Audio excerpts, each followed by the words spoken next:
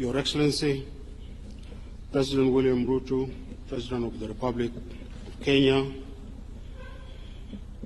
Your Excellency, President Salva Kiir Mayardit, President of the Republic of South Sudan, Your Excellencies, heads of states, and other guests. Ladies and gentlemen,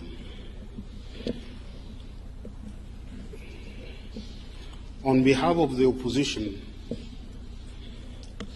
movements and on behalf of the National Consensus Forum, I would like to thank President Ruto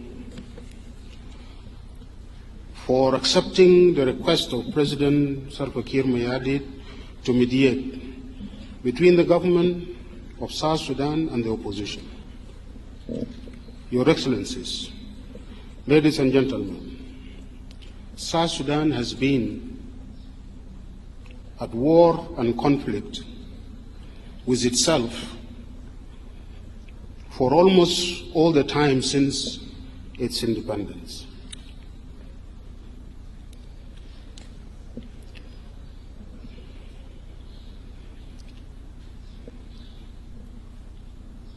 South Sudanese have fought, displaced and killed themselves. Since 2013, they have negotiated and signed agreements under the IGAD mediation. They have also negotiated and signed several documents in Rome under the mediation of Sant'Egidio community. All these agreements have not ushered South Sudan into peace and good governance. All the transitions and the transitional governments have failed to take South Sudan into peace. Today, South Sudan is threatened with disintegration and collapse into chaos and disorder. It is gripped by multiple crises.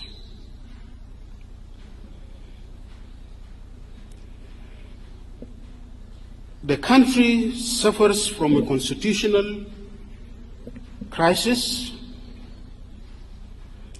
It is governed by interim constitutions and presidential decrees.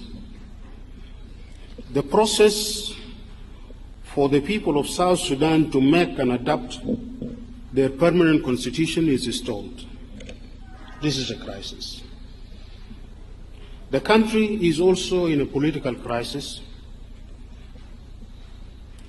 with a dysfunctional government unable to deliver peace and services to its people, or to return the power to the people to elect their governments in free, peaceful, and fair elections. The country is in a severe economic crisis, and the state has been bankrupted. It is incapable to pay its civil servants or make any meaningful development, or even to maintain its diplomatic missions outside the country. To the point that some of its diplomats are evicted and made homeless, like what happened in Rome 2 days ago. Our country is suffering probably the worst humanitarian crisis in our history. More than 75% of our population are in danger of starvation and hunger. For them to survive, they need humanitarian assistance. In the world that is also changing and becoming more difficult today.